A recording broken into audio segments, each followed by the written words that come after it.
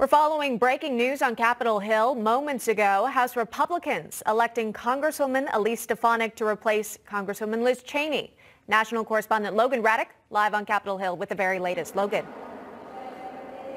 That's right. New York's Congresswoman Elise Stefanik is the new House Republican Conference chairwoman. She defeated Texas Congressman Chip Roy 134 votes to 46 votes. And it should be noted that 9 Republicans voted present while 3 wrote in other candidates. Now, Stefanik is already responding, thanking her colleagues for the outpouring of support. And she says, quote, "I am excited to lead our unified team alongside Leader McCarthy and Steve Scalise to combat Biden and Pelosi's far-left agenda." So the Republican Party has officially moved on from the Cheney chapter. Liz Cheney voted out 2 days ago. Elise Stefanik from a blue state and somebody who has supported the Trump agenda while having her own conservative critics, but she is now the leader, so she'll have to develop that message to carry the party going forward. One thing we do know, Sean and Emma, is that she's not going to be focusing on President Trump January 6th or other things of that nature like Liz Cheney has. Her goal is to focus on how to move the party forward. Back to you. Yeah, we'll see how that plays out. Keep watching it. Logan Raddick live for us. Logan, thank you.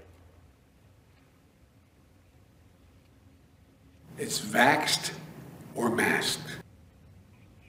Simple as that from President Biden there telling Americans to get vaccinated or keep wearing your mask. That after the CDC announcement we told you about that fully vaccinated people do not have to wear masks anymore, not outside or inside. Yeah, the president at the White House yesterday calling it a, quote, milestone for the country. Listen. Well, today is a great day for America in our long battle with the coronavirus.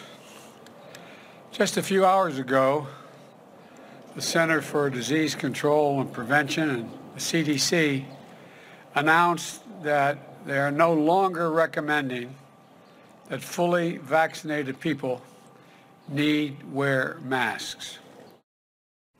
We'll follow that, but right now breaking right now, Elise Stefanik speaking live on the recent vote for her to be the number 3. Let's listen in. Socialist agenda of President Joe Biden and Nancy Pelosi that's destroying America. And I'll go to the first question from the New York Post. Julie. You kind of came under fire from some conservatives that were concerned about your record. Are you concerned about, I know unifying your message, but given those criticisms going into your the vote, I guess how do you kind of overcome that? Listen, the Republican Party is a Big Ten party, and my district is the story of the growth of the Republican Party. My district voted for President Obama by double digits, and it voted for President Trump and myself by double digits. We have worked to grow the Republican Party, and Nancy Pelosi has her slimmest majority in a generation. We are going on offense and are going to win back the majority in 2022. This is about being unified. I'm a proud conservative Republican, and I will fight for the Republican conference. But how can you be unified? Scott. Is President Trump the leader of the Republican Party? I believe that voters determine the leader of the Republican Party, and President Trump is the leader that they look to. I support President Trump.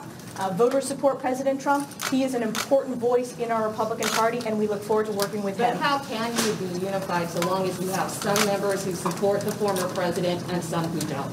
We are unified, and I look to the voters across America. Republican voters are unified in their support and their desire to work with President Trump, and we are unified as Republicans. As I said, this is the slimmest majority that Nancy Pelosi has in a generation. We picked up a number of seats, defied expectations. We're going on offense, and we're going to win on the issues because people are understanding that Joe Biden's pledge of bipartisanship, he has broken that pledge since his first day in office. There has been no bipartisan outreach. It has been party line, partisan, far-left votes, and the American people are seeing the disastrous results in the border crisis, the economic crisis, the national security crisis, and more.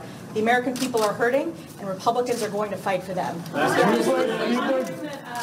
Chip Roy was getting raised. President Trump put out a statement last night suggesting that he should be challenged. Do you agree with that? Listen, competition is good in America. We are the United States of America. We should have a discussion of ideas. I welcome the competition. I'm honored for the support. We are working as one team. My job as House Republican Conference Chair, we are focused on putting forth policies and communicating them to the American people to be... You're listening live there to Representative Elise Stefanik just moments after she was voted in as the Republican Conference Chair, fielding questions from reporters at this time. We'll continue to listen in, but as we do, we want to bring our panelists in to react to this. Today, we have Mark Williams, a Republican strategist and former congressional chief of staff. We have Wendy Patrick, host of KZBQ Radio The Answer and a Newsmax columnist. John Thomas, a Republican strategist. John, I'll go straight to you on this. You've seen now Stefanik has taken that role. She was voted in at this time. The question's obviously going straight to the reasons as why. Some say Cheney was ousted. Is Trump still the leader of this party? Do you still support Trump, et cetera? Are these the appropriate questions, and what do you make of her response? Well, look, I think her response is right, that the Republican Party is unified, that Liz Cheney was an outlier. And this today, in addition to Elise Stefanik getting elected, this is a big win for President Trump and everyone in the country who supports President Trump. Liz Cheney was a sideshow. She had her own agenda, and it was completely distracting from the unified front that Elise Stefanik and other elected federal Republicans were trying to do. So I think this is a broadly good thing. I think the mainstream media completely blew Liz Cheney's defection out of context, as they always do.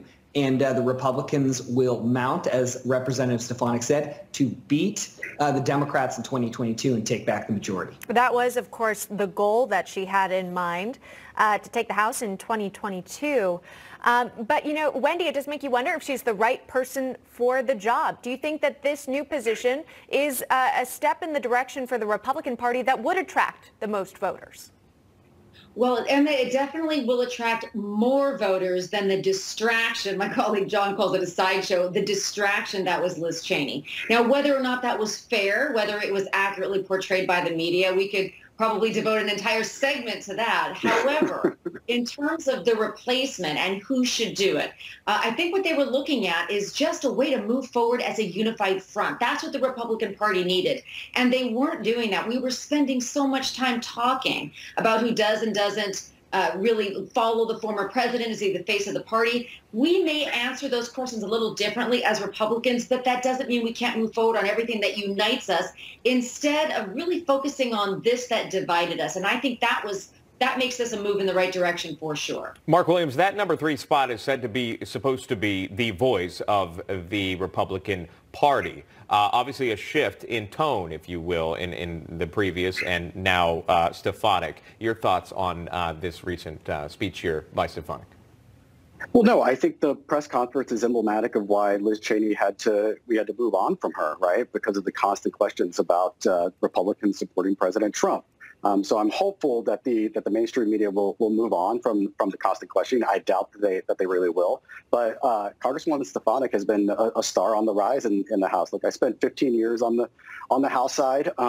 The number 3 spot, yes, it is the communicator, but I think people would be really hard pressed to identify, who the third-ranking Democrat is right now. So while it is important and it's certainly a seat at the table, I'm hopeful that we can move on from these discussions. And look, Elise Stefanik has done an amazing job recruiting candidates, especially female candidates, to the House of Representatives. And so I'm hopeful that she continues that, and we're able to retake the House in a year and a half. All right. That is Mark Williams, Wendy Patrick, John Thomas reacting to this breaking news today. We appreciate it, guys. Thanks so much.